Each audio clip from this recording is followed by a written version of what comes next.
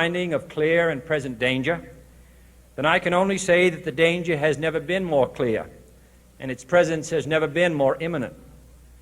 It requires a change in outlook, a change in tactics, a change in missions by the government, by the people, by every businessman or labor leader, and by every newspaper.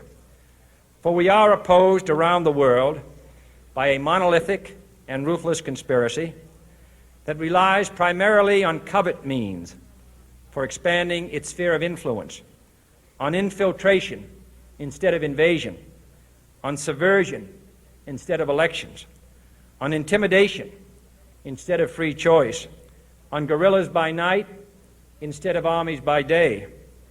It is a system which has conscripted vast human and material resources into the building of a tightly knit, highly efficient machine that combines military, diplomatic, intelligence, economic, scientific, and political operations. Its preparations are concealed, not published. Its mistakes are buried, not headlined. Its dissenters are silenced, not praised. No expenditure is questioned, no rumor is printed, no secret is revealed. It conducts the Cold War, in short, with a wartime discipline no democracy would ever hope or wish to match.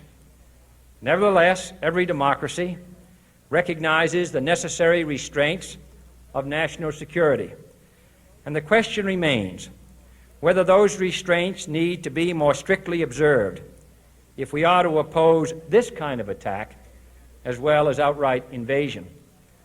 For the facts of the matter are that this nation's foes have openly boasted of acquiring through our newspapers information they would otherwise hire agents to acquire through theft, bribery, or espionage, that details of this nation's covert preparations to counter the enemy's covert operations have been available to every newspaper reader, friend and foe alike, that the size, the strength, the location, and the nature of our forces and weapons and our plans and strategy for their use have all been pinpointed in the press and other news media to a degree sufficient to satisfy any foreign power, and that in at least one case, the publication of details concerning a secret mechanism whereby satellites were followed required its alteration at the expense of considerable time and money.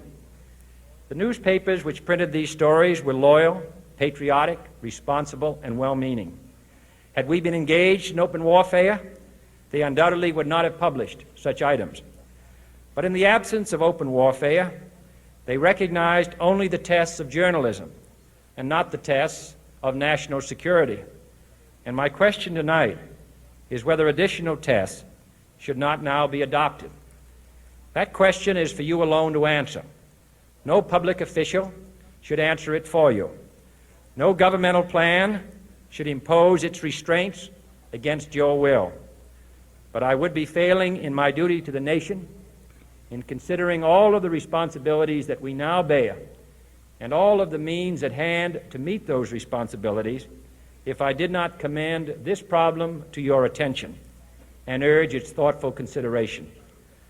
On many earlier occasions I have said, and your newspapers have constantly said, that these are times that appeal to every citizen's sense of sacrifice and self-discipline. They call out to every citizen to weigh his rights and comforts against his obligations to the common good. I cannot now believe that those citizens who serve in the newspaper business consider themselves exempt from that appeal. I have no intention of establishing a new Office of War Information to govern the flow of news. I am not suggesting any new forms of censorship or new types of security classifications.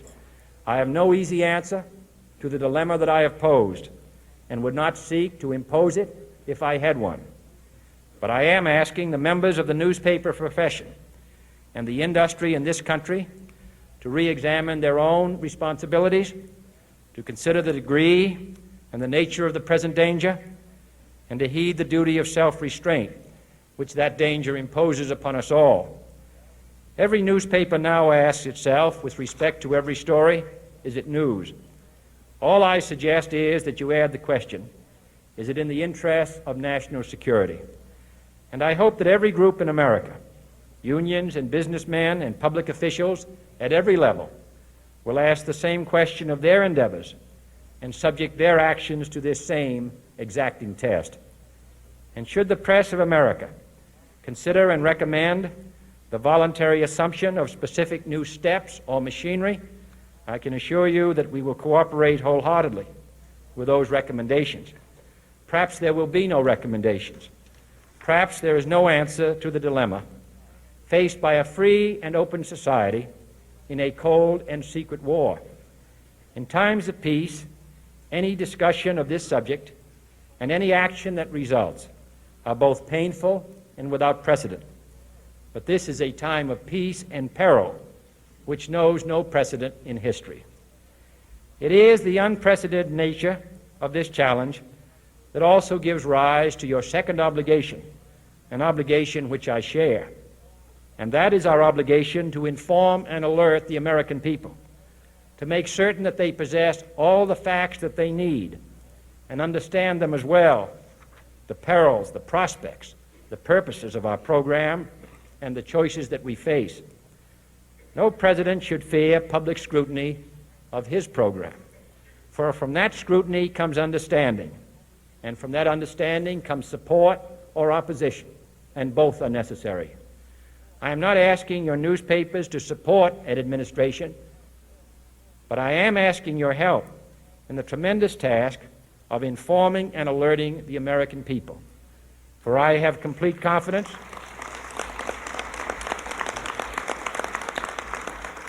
in the response and dedication of our citizens whenever they are fully informed. I not only could not stifle controversy among your readers, I welcome it.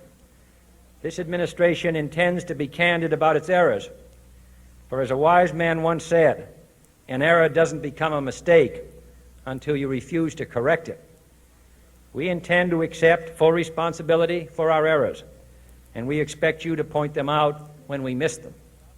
Without debate, without criticism, no administration and no country can succeed, and no republic can survive. That is why the Athenian lawmaker Solon decreed it a crime for any citizen to shrink from controversy. And that is why our press was protected by the First Amendment, the only business in America specifically protected by the Constitution, not primarily to amuse and entertain, not to emphasize the trivial and the sentimental, not to simply give the public what it wants, but to inform, to arouse, to reflect, to state our dangers and our opportunities, to indicate our crises and our choices, to lead, mold, educate, and sometimes even anger public opinion. This means greater coverage and analysis of international news, for it is no longer far away and foreign, but close at hand and local. It means greater attention to improved understanding of the news, as well as improved transmission. And it means, finally, that government at all levels must meet its obligation to provide you with the fullest possible information outside the narrowest limits of national security, and we intend to do it. It was early in the 17th century that Francis Bacon remarked on three recent inventions already transforming the world: the compass, gunpowder, and the printing press.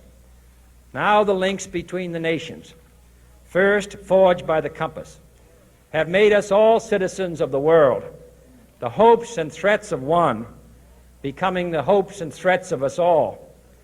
In that one world's effort to live together, the evolution of gunpowder to its ultimate limit has warned mankind of the terrible consequences of failure.